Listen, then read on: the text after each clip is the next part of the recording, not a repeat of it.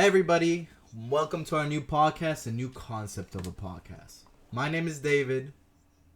Y mi nombre es Natalie. I'm from the United States and I'm an English teacher, soccer/football coach, and player. And I also indulge in other hobbies and side hustles. I'm an active language learner, hence why I started this podcast. My passions are science, language learning, sport and exercise, traveling, and just learning about the world.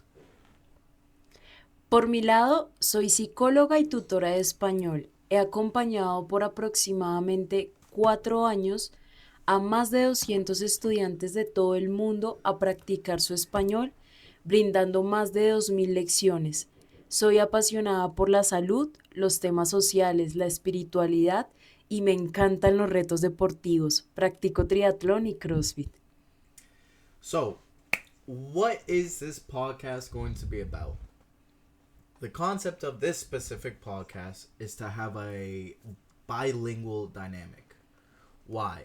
Well, the obvious answer is that I'm from the USA and Natalie is from Colombia.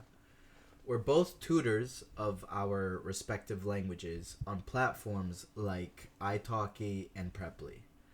But to me, the most important reason is the idea of comprehensible input.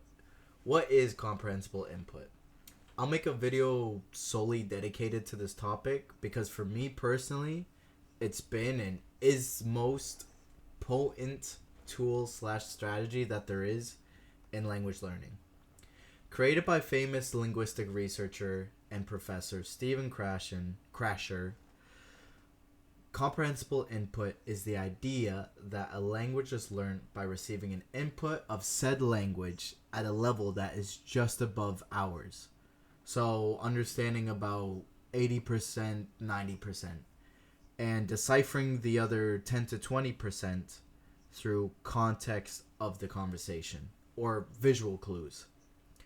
Quick disclaimer, that 80 to 90% is just a rough estimate. There's a spectrum of percentages, but just keep in mind every number in that percentage gives a different experience. In other words, if I am reading a book and I understand 98% of what is written, I will probably enjoy the book more, understand it better, read it quicker, but won't be exposed to as much new vocabulary or grammar structures. In turn, if I read a book and only understand 70% of the words, I will be exposed to a lot new vocabulary and grammar, but it might be too overwhelming for me. I won't understand the plot or story as well, I'll be reading slower, and I might just not enjoy the process as much as if I understood more, which in turn will put me at a higher risk of giving up and losing motivation to learn a language. Anyways, going back to this podcast, since we'll be talking in both English and Spanish, it'll be easier for you to follow and understand the dialogue since you will have the aid of your native language or language that you have learned, whether it being English or Spanish, as a guide and a source of the famous context from Stephen Krashen's comprehensible input. In my language learning experience of learning Spanish, Portuguese, and Swedish, Stephen Krashen's comprehensible theory has done wonders, and I wish I had discovered it earlier than I did. I would have saved a lot more time and a lot more money. I would say it is the most powerful language learning tool that I have discovered and used. It's also been the main driver in my language learning process, or should I say language acquisition. Why do I say language acquisition? Because in Krashen's theory, he talks about how us humans don't quote unquote learn a language. We acquire it. What's the difference? Well, one main example would be the traditional school and academic system of language learning versus how we learned our native language as kids. In the academic system, we're taught to learn the language by learning vocabulary, rules, and grammatical structures. Versus when we were kids growing up, we were constantly surrounded by the language and got a massive load of input. Lots of that input being comprehensible, such as kids' TV shows, other kids with similar linguistic capabilities and level as ours, and by our family, who obviously were talking to us in an overly simplistic way so that we could understand them and get their point across. In linguistics, and in most things in life, there's not always just one answer that is true for everything, or a universal truth. And in this case, one could argue that both ways can be effective. But my personal experience and what I believe to be true in the linguistics world and in general is that acquiring a language through comprehensible input is the most effective way to learn. Can you completely learn a language through comprehensible input? Well, I would argue yes, but it could take more time and be a bit more frustrating at times. For example, when I was reading through the scientific literature on language acquisition, I found an interesting paper that compared the learning process between children, teens, and adults. I don't have the paper in front of me, so I'm just paraphrasing and remembering what it said. But one of the main points is that within all three groups, it is possible to reach a similar linguistic level in second language acquisition, but the approach to each group should be different, and each group will have different challenges and obstacles in the way. For the kids, a purely fun and entertaining style of learning benefits them the most, and they should stay away from that academic style of learning. While for adults, an academic style of learning could be effective in some ways, as they're used to having structure and their brains might associate language learning as an academic task, and through experience of the schooling system when they were growing up, academic tasks require structure and organization.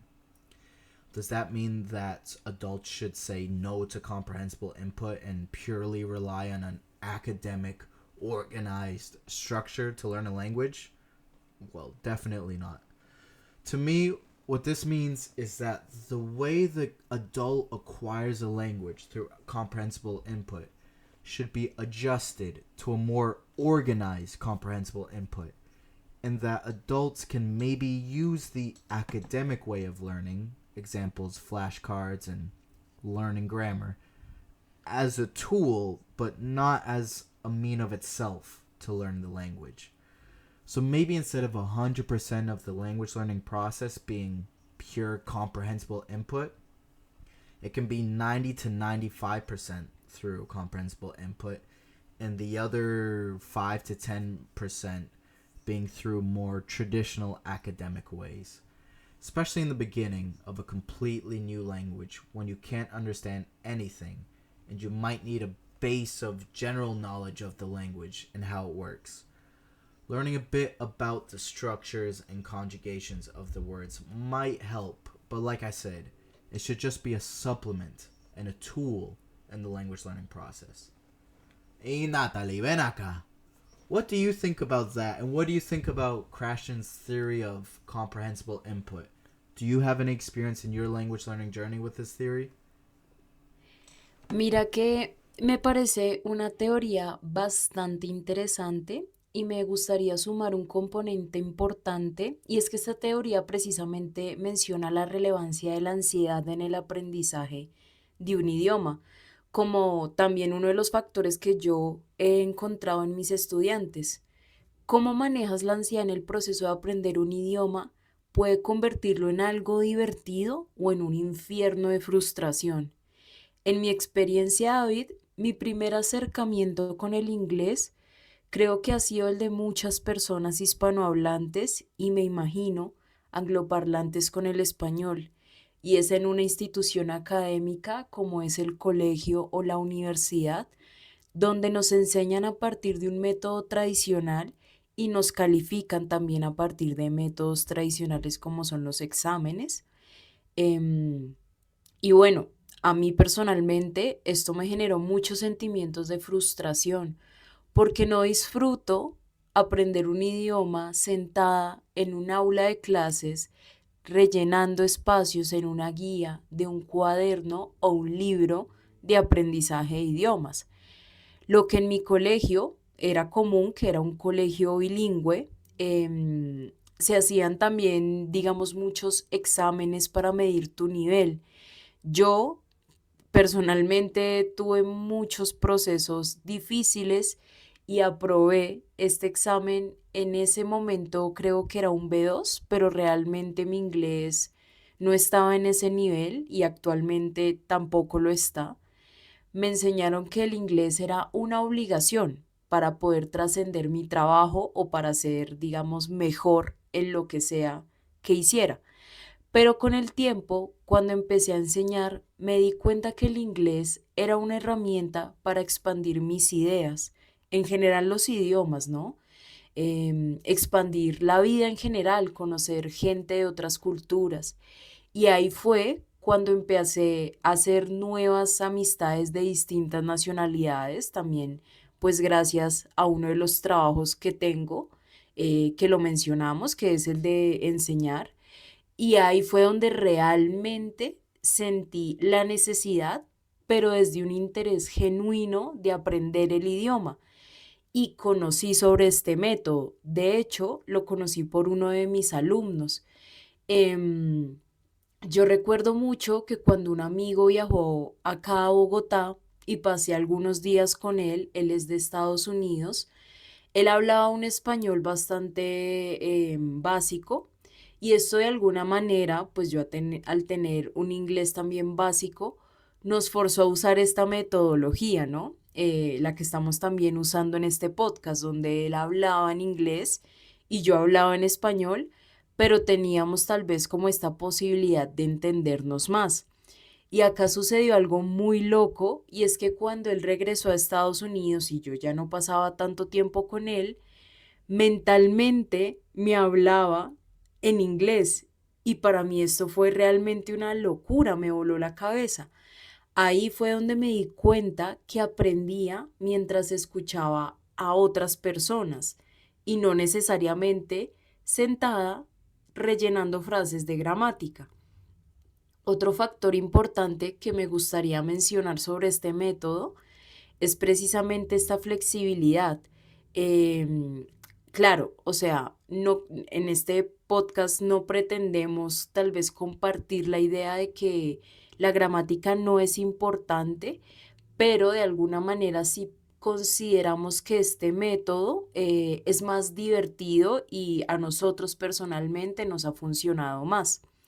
En mi caso, yo disfruto mucho más viendo películas, escuchando música, escuchando o hablando, entre comillas, con mis amigos.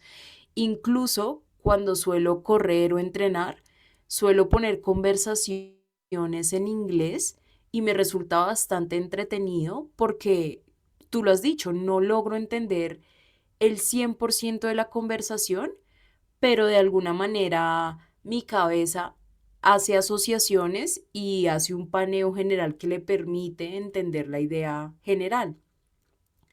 También intento leer libros sencillos, aunque bueno, debo admitir que aún no disfruto tanto leer en inglés.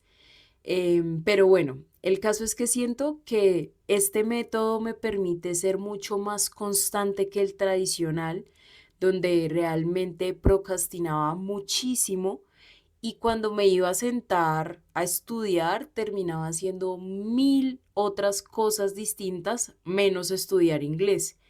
Actualmente aún no me siento tan segura de empezar a hablar en inglés, pero podría darte una seguridad y a la gente que nos está escuchando, y es que cada día lo entiendo un poco más y eso me ayuda a sostener también mi motivación. Aunque bueno, debo admitir que frente a lógicas gramaticales, pues no entiendo mucho en este momento. Well, I have a question for you then. What Cuéntame. what was your first, let's say, what did you feel the first time that you sat down and, entre comillas, studied um, English by watching TV shows or watching a movie? Did you feel a bit of, culpa? Sí, ¿cómo dices culpa en inglés? Buena pregunta. I forgot. That's why. That's why. That's why I said culpa because I forgot how to say culpa in inglés. Ay, diablo. There's the audience is, they're probably listening to this saying screaming, gritando como se dice así. Pero sí, anyways. Sí, bueno, después lo voy a googlear. Sí, culpa. Em, sí, sí, sí, es un definitivo, sí, claro, porque te han enseñado a hacerlo de otra forma, ¿no? Y precisamente las instituciones académicas y de idiomas, aunque bueno, este ya lo podemos abordar un poco también más adelante, ya este método yo creo que muchas instituciones también formalizadas se han dado cuenta que funciona, pero claro, al comienzo cuando yo lo hacía de esta forma sentía de alguna manera que estaba tal vez como perdiendo mi tiempo o Mm, como que tal vez este método no funcionaba o mhm, sentía como el tiempo que estoy gastando en ver una película o algo así lo podría estar haciendo, no sé, en un curso en línea. Sentimientos así tenía yeah, todo el tiempo. yeah. I think that's and I think that's very. It's an important point to talk about, and it's very common, and especially with my a lot of my students when I try to explain this comprehensible input, and you don't need to study hours on grammar tables and rules and all that. And when I tell them all you need to do is sit down for an hour every day and watch YouTube and watch what you would watch in your native language, but in Ujú. English. But in English, well, English using the example of English, and they would say no. And de hecho, I've lost a lot of students because when they hear that, they think no. They associate money with education. So if I'm paying for a class of an English class, I Ujú. assume that it's supposed to be advanced. It's supposed to be technical. I'm supposed to improve and progress in English faster because I'm taking English classes, because I'm spending money, because I'm paying for someone who has certificates from this university, that, all these different things, when in reality, in my opinion, language learning, the real way to learn a language is to learn it like when we were kids, when you Ujú. learn it through your environment, through input, you learn it through fellow friends, fellow, people around you. And I think there's a big misconception, and I think it's backwards, al revés, the Claro. system, the academic system of language learning, because it forces you to focus on the 1% and forget about the 99%. When in Ujú. reality, in my opinion, if you focus on the 99%, the 1% will come naturally. That happens with me, and sometimes I remember when I used to study pure grammar and the rules, I knew the Ujú. theory, I knew the theory, I knew why they did it, but I didn't know how to do it. So I knew why they did it, but I didn't know how to apply it.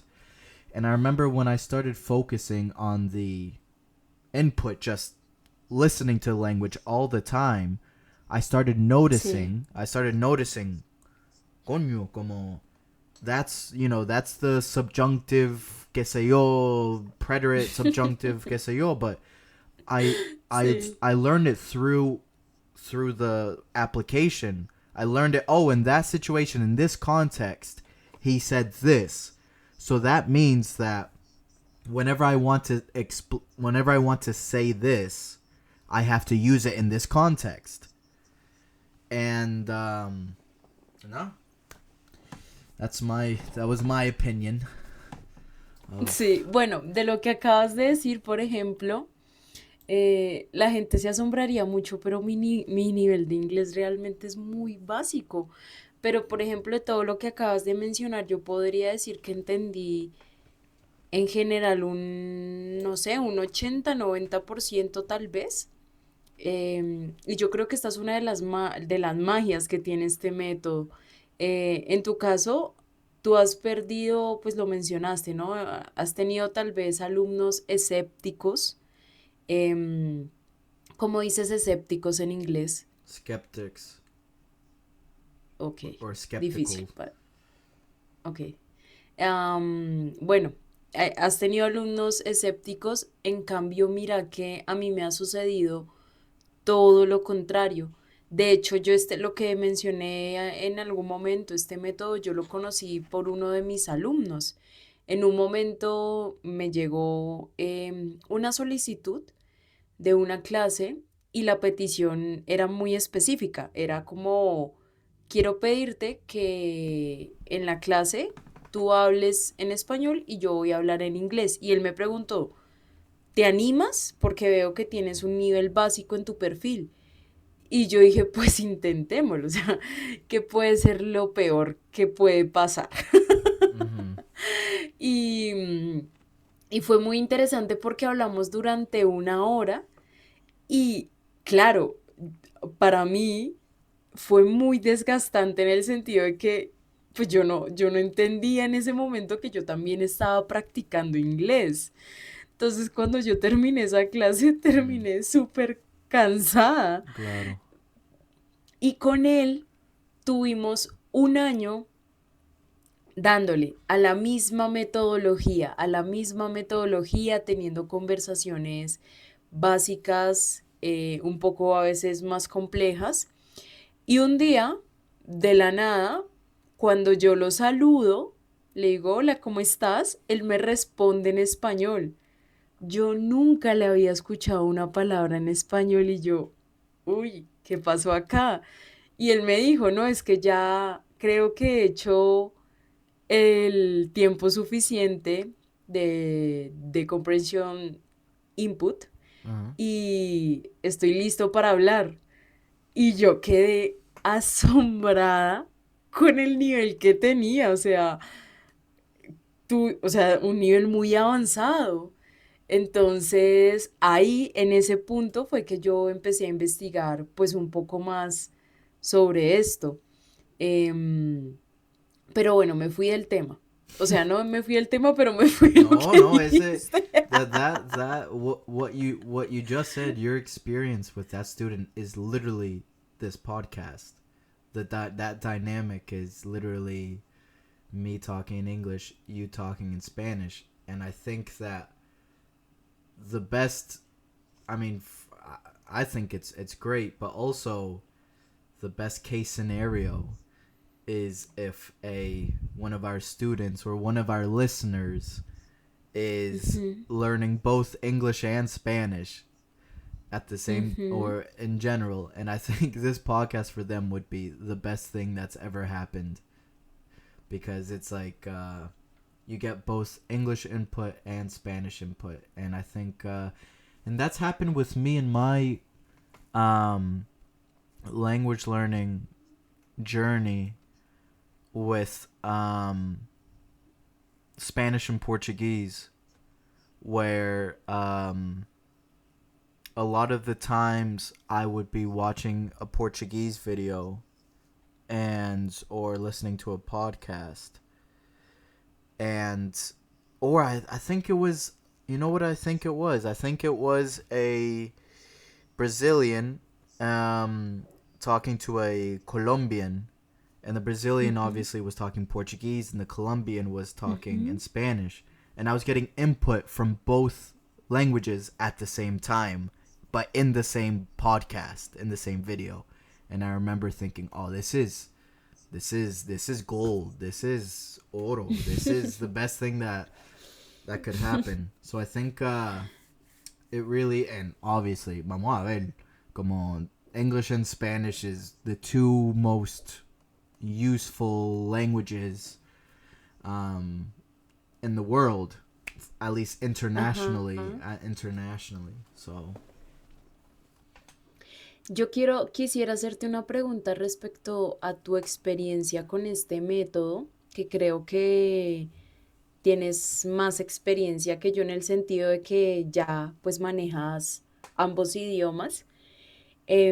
Y me gustaría saber en qué momento tú, o sea, tal vez si tuviste una transición donde estudiabas de alguna manera tradicional y te diste cuenta que no funcionara, tal vez, no sé. Sí, eh, sí. y después dijiste como, oiga, voy a probar, o sea, lo descubriste, te hablaron de él, ¿cómo fue esa transición?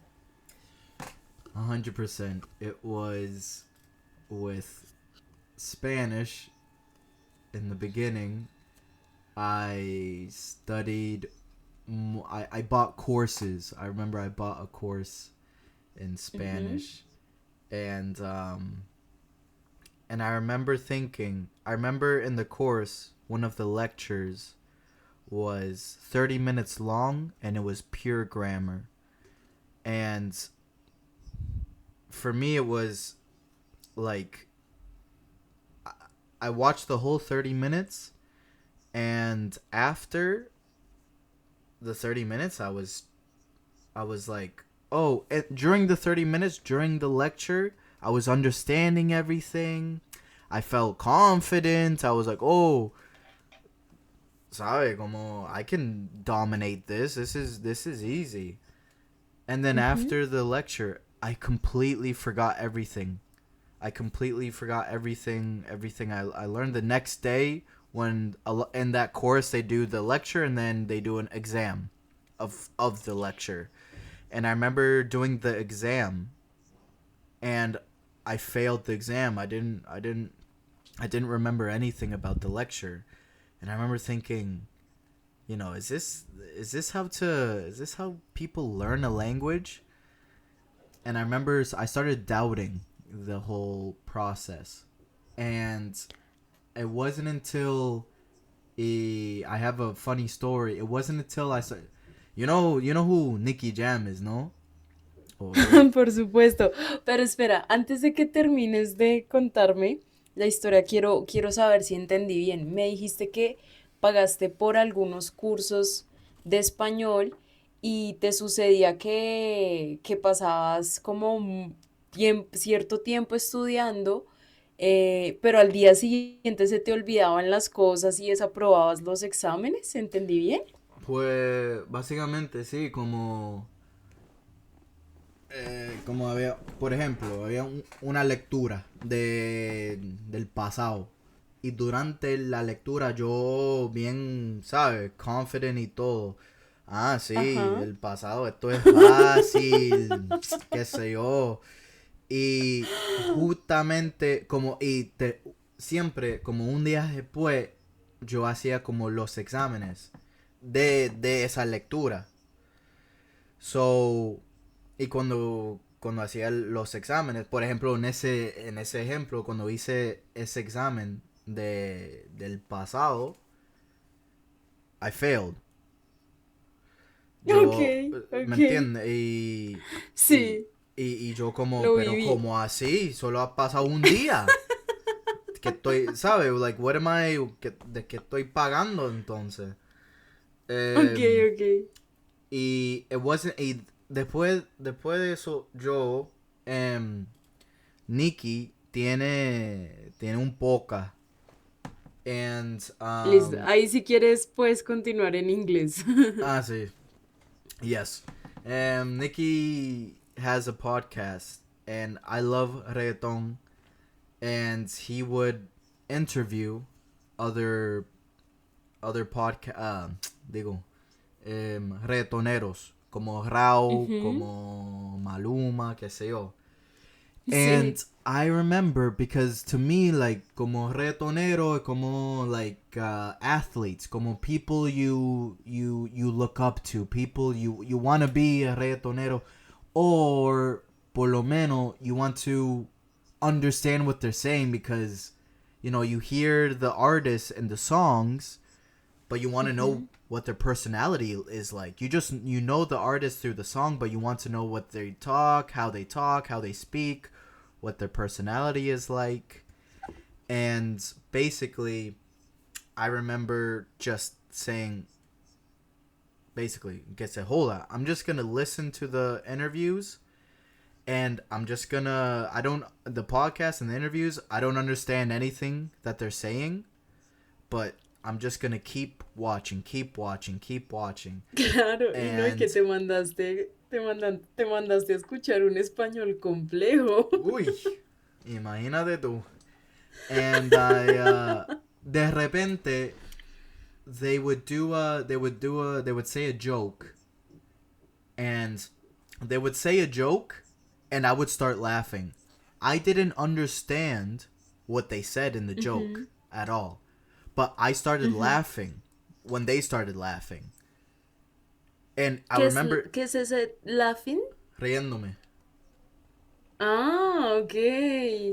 con los chistes, ¿sabes? Ok, Y yo ok, como, pero listo. no entendí nada. Literalmente, como, Claro, claro. pero like I was right. I was laughing at the right time. I was laughing at the same time they were laughing. And so I was Ok. understanding the context. I didn't understand the Ujú. content. I was understanding the context. And I was thinking, and that's how I got good at, when you speak Spanish, the rhythm. Um como I don't know how to describe it, but you understand, like, when he talks like this and his last word in the sentence sounds like this, that means he just said a joke. Como por ejemplo, Ajá. imagínate tú. I didn't understand what imagínate tú means, but when he says imagínate tú, through the context, through the sound, the rhythm of what he said, I understood what he was trying to say. And through years of that, that's how I learned Spanish. And that's why whenever I took classes or I would speak to people in Spanish, they would be como they would assume that I was native in Spanish, Ujú. and I was like, no, I just started learning a year and a half ago, 2 years ago. I just started learning, and they were like, ¿Cómo así? Pero tú hablas, y yo, imagínate tú. Bueno, pero ¿y en qué momento supiste? O sea, estabas aprendiendo, o sea, con este método sin saber que estabas aprendiendo con este método, pero ¿en qué momento lo identificaste? ¿En qué momento dijiste, oiga, esta vaina tiene un sustento, esta vaina es como esta cosa tiene un sustento científico? ¿En qué Mm, momento supiste sobre eso? buena pregunta. I think this is true with all language learning. You no te das cuenta como en un momento, ya tengo un B2. No.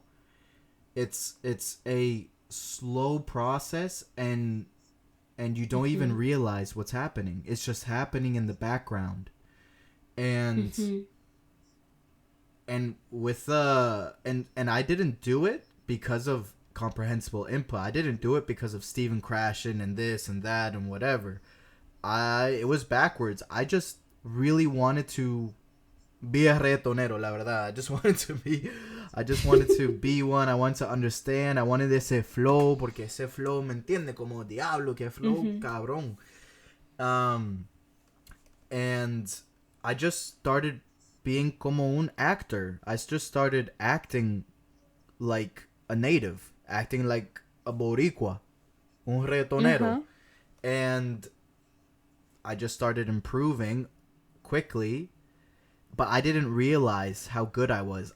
Honestamente, I thought I was bad at Spanish until I started doing Italki, and the reactions I would get when I say, "Oh no, I've only been learning for 2 years," and they say, como así, and I'm like, but no, esto es Una normal, locura. Es que sí, ¿sabes? es una vaina que uno no cree, no cree. Y mira que es muy loco porque, bueno, acá los que nos están escuchando, yo con David me conocí porque él fue uno de mis alumnos hace ya bastante tiempo. Normalito. Y claro, cuando yo te escuché, yo decía, no, no, o sea, yo no lo podía creer, claro. Digamos que de alguna manera David tiene por su familia raíces boricuas, pero pues él nació y se crió en Estados Unidos, pero de alguna manera yo decía, no, este chico no es de Estados Unidos, pues realmente es una locura. Y, ¿sabes? Yo conozco un caso muy similar al tuyo y es con un chico que es de Ucrania, él está en este momento en Barcelona y cuando él no tiene acento, pues digamos, de Barcelona, pero habla muy bien el español. Y a mí siempre me generó mucha admiración su disciplina y su forma de estudiar porque él aprendió leyendo y escuchando podcasts. O sea, esos fueron sus dos métodos y esto fue hace bastante tiempo, ¿sabes? Yo creo que te estoy hablando hace más de 2 años él tomó muchísimas clases conmigo donde solo era conversación, conversación, conversación. Y yo siempre le preguntaba lo mismo, ¿cómo lo hiciste? ¿Cómo tienes un nivel así de alto? Y él me decía, escucho podcast y leo, o sea, no hago nada más. Mm. De hecho, él es una persona que cree mucho en los métodos de aprendizaje autogestivos. Él no fue a la universidad y es un diseñador de software que ha aprendido completamente autogestionado con Ah. herramientas de internet. Y bueno, o sea, es como para mí ver casos tan exitosos. Al comienzo yo también decía, no, esto, algo, algo tiene que tener, algún truco tiene que haber. Sí, claro. Wow. Sí, no, I think it's that. It's the if you get hours of listening and reading, you can become fluent in a language so I wouldn't say easily, obviously not, but because it is a lot of consistent. It needs to be every day. It needs to be daily. Sí o sí. It needs to be Ujú. daily. And I realized how quick I advanced or progressed in Spanish when I did group classes. And in the group classes, I'm not judging. No quiero jugar a nadie. Ujú. But the other students would say, "Oh, the teacher would ask, how long have you been studying Spanish?" And they would say, "Como, oh, 15 años." ¿Por qué te ríes?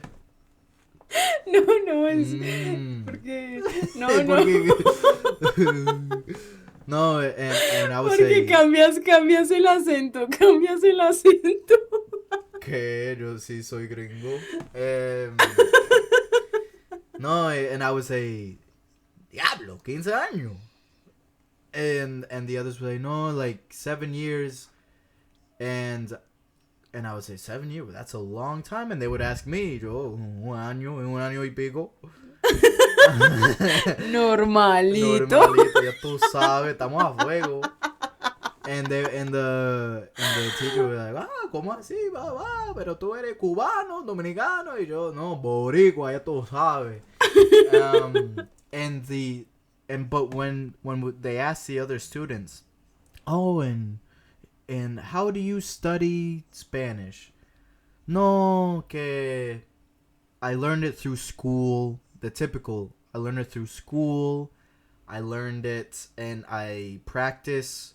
And this is a big mistake.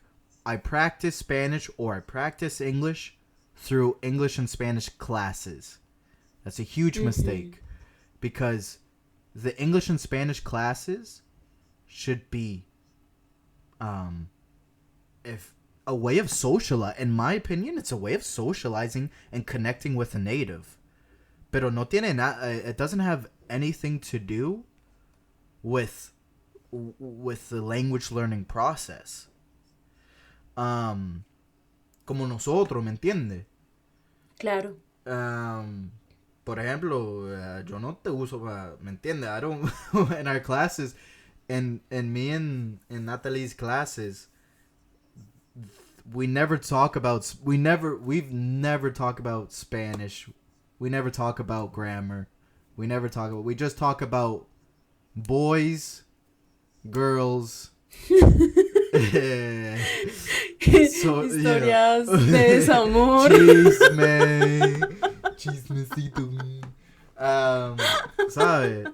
To me, that's what classes should be about. And the classes, okay, if you want to relate the classes to the language learning experience, the classes should be practice of the language that you got input in the week. For example, if you do a class on Sunday, from Ujú, the class should be practice of the input you got from Monday to Saturday.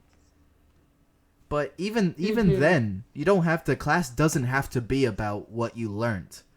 The class should be just talking. I always say whenever in my classes they always ask, "What's your methodology? What do you use? What lectures and whatever?" And I say, "No, vamos a hablar como si fuéramos besties, ¿me entiendes?" Claro. Bueno, igual acá, digamos, también quisiera que tocáramos un poco el tema sobre, o sea, nosotros no pretendemos, por supuesto, como de alguna manera subestimar el trabajo No, de, no, no, no, de no. profesionales que enseñan lenguas a partir de otros métodos tradicionales. Em, pero bueno, digamos que nosotros hablamos acá desde nuestra experiencia, lo que nos ha servido y lo que nos gusta, que no tiene que servirle y le tiene que gustar a todo el mundo. Y eso precisamente es lo que quiero preguntarte. ¿Tú crees que esta metodología es válida e igual de tal vez funcional para todas las personas? ¿Por qué te pregunto esto? Porque yo siento que esta metodología implica tal vez como a nivel psicológico un compromiso medio al aire, es decir, como un acto de fe, Oof. Yeah. porque no tienes cómo medirlo, o sea, es como Mm. la única forma, tal vez que con el tiempo te vas dando cuenta es cuando empiezas a entender más y te vas a dar cuenta de eso. O sea, a medida que avanzas, hay palabras que tú vas a decir ya, "Ah, esto yo antes no lo entendía, no lo asociaba, ahora lo hago". O sea, es un método muy tal vez cualitativo. Abstract. Exacto. Entonces, tal vez puede que hayan personas que definitivamente esta metodología, no sé, te doy la idea y tú me ayudas a complementar tal vez esta teoría, pero que tal vez los puede llevarse a sentimientos de frustración o tal vez como de estancamiento o tal vez de pérdida de tiempo, pero acompañados tal vez como de este escepticismo que no les permite pues avanzar, ¿no? Porque eso es como todo en la vida, o sea, si tú confías en el proceso y confías en lo que estás haciendo, en algún momento van a llegar los resultados. Pero si no confías en eso, pues de alguna manera siento que tu cabeza también puede generar algunas resistencias. ¿Qué piensas tú sobre esto? Oof, I think that is such an important topic because there's different ways of looking at it. Because for me, my motivation, I think also big component is the motivation. If your motivation is an internal drive to, for example, for me it was to be, I don't know how to say, but more boricua. It was to be to you know, come into touch, a connect myself with my roots of being Puerto Rican. Claro, And so claro, to me it was I'm gonna learn Spanish COC. And to me it wasn't I'm gonna learn Spanish. To me it was I'm gonna learn Boricua. I already had an idea of what I wanted. I wanted to be a reggaetonero. No reggaeton. I didn't want to be a reggaetonero, but I was, that was the culture. I wanted to learn the culture, the Puerto Rican culture, and with that, that gave me the motivation to watch Nicky Jam's um, podcasts and interviews without understanding everything, because claro. it was, como te digo, sí o sí. Um, Ujú. but for for other people, I think everyone has a different reason to learn. And also Ujú. I think just like I said in earlier with the study, everybody's different. Adults versus kids learn in different ways. So Sí, I don't doubt, and I'm 100% sure that there are adults who benefit more from a traditional way of, from exams, from study rules, go to lectures and then exam after, because they feel that claro, progression. When you go to an exam, you get a score, una marca, and so that gives you direction, that gives you um, a point of where you are claro. and where you want to be. So I think definitely the 100% comprehensible input for me is all I need. If you give me comprehensible input, that's all I ever need. But for other Ujú. people, I think they would benefit from a more holistic way of Claro. learning the language. But the like you said, con la fe, with the faith, and Ujú. the anxiety of, am I wasting my time, am I wasting my money? I spend hours and hours and hours and I don't feel like I have progressed in the language. Como, what's happening, what am I doing right, what am I doing wrong? I think that is a common worry. But the good news is that because it's a common worry, everybody goes through it, and so it's not just you. It's part of the process, and I Ujú. think that the way to one of the ways to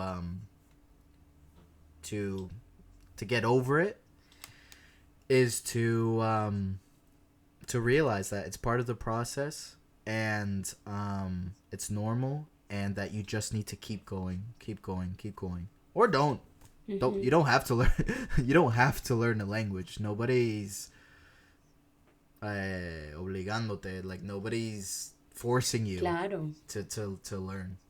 What do you think, Bueno, igual, Natalie? sí, no, igual sabes, yo creo que la persona que ya haya llegado a este punto definitivamente es porque le interesa aprenderlo de esta manera y porque lo está haciendo, pues, precisamente por un tema, no, bueno, a ver, como para organizar un poco la idea con lo que acabas de decir, claro, cuando una persona está preparando, por ejemplo, un examen para una admisión de una universidad, por ejemplo, no sé si este método sea tal vez como el prioritario, ¿no? Mm, Yo creo que algo que influye mucho en esto es el por qué lo estás haciendo. Por eso también al comienzo mencioné esto, ¿no? En el momento en que a mí me dijeron que yo necesitaba aprender el inglés para profesionalmente tener mayor oportunidad, pues de alguna manera, no sé, o sea, sí, cuando yo estaba más joven, niña, pues esa idea de quiero abrir mis oportunidades laborales ni siquiera me importaba, ¿sí? mm, Pero ahora, ya a una edad más adulta, digo como eh, me da la oportunidad de conocer gente, de conocer distintas culturas. Y creo que ese es uno de los motivos principales que también puede estar relacionado a este método. Estoy de acuerdo contigo, yo creo que acá depende mucho también del objetivo que tenga la persona con el idioma, lo que esté buscando con el idioma, porque, bueno, en mi caso, por supuesto, laboralmente espero que me ayude en algún momento, pero no es la prioridad. Mi prioridad es poder hablar con mis amigos. Entonces, mm-hmm. ahí cambia completamente el panorama. Claro. Yeah. I think for me, and that's another huge topic, and I always say with my students, the ones who are learning English because they want to learn English and they want to talk like an American, they want to be an American, they want that culture, they Ujú, always they always have the best accent, they have the best grammar, they have the best everything, and that's because they have a passion for the language. And the ones that do it for work or for school, for quote unquote job opportunities, those are the ones that, they'll do a class 1 week, skip the next week, and then, classes every, very random. And when we have the mm, classes, I'm like, oh, so how have you been studying English or learning English? Oh, no, I watched a movie last week, you know, but nothing day to day. And they always have the slowest progress or no progress at all, to be claro, honest. But I think claro. every person's different, and obviously, I think if you're listening to this podcast, you you're already doing comprehensible input. That's the point of the podcast. So you're already on the right track. You're already doing the right thing. De acuerdo contigo, sí, yo creo que ya también para ir dándole un cierre a este capítulo, creo que sí, acá entra el componente de la disciplina. Y es que es un método que, al igual que otros métodos de aprendizaje autogestionados, te implica comprometerte contigo Mm, mismo, con tu proceso y es contigo. No hay profesores detrás metiéndote presión con un examen. Se trata de tu propio proceso y progreso. Entonces, pues la invitación acá también sería a explorar para qué estarían aprendiendo un nuevo idioma que los motiva y que eso lo puedan de alguna manera anclar o mm, unir eh, a su proceso. see, and yeah, and I think the discipline is really important, and a good trick with the discipline, because we can talk in another episode, because discipline in itself is a huge topic and so many Ujú, different ways of looking at it. But I think a trick or a tip to make ujú. the discipline easier is to make English or Spanish part of your day-to-day life. You're not to look at it as, oh, I'm learning a language. To look at it, my life is in this language. I like, for me personally, I Ya. barely use English. In my day-to-day, I don't use English. All my videos I watch are in Spanish, Portuguese, or used to be Swedish. The music, I only listen to Spanish music and maybe some Brazilian funk. Um, my entertainment, I only watch a lot of my friends here in the United States. Oh, did you see the new series? And I say no, and they say why? It's the most popular on Netflix. And I'm like, I don't watch any I don't watch any English series. Everything I do is in the language. And so this big task of language learning of, oh, every day I need to spend an hour on this and that, turns into I'm learning the language at a fast pace without even and it doesn't feel like studying. My study sessions are watching YouTube videos. Como what more do you want? So I think that's a big advice for anyone who is struggling with discipline or consistency with the language. Sí, estoy de acuerdo contigo. Bueno, yo creo que hasta acá los acompañamos en este capítulo. Yep. Como una pues pequeña introducción también de lo que se va a hacer próximamente. Nuestra idea es mantener este mismo formato con distintos temas. Y hablar mierda. Hoy quisimos hablar... Dime. Y hablar mierda. Exactamente. Para que le sepa, para que la gente sepa. We had a script, un guión. And the first half of the podcast versus the second half is completely different. Pero que no, en verdad que se joda. I like the second half. You know, that the format de hablar mierda.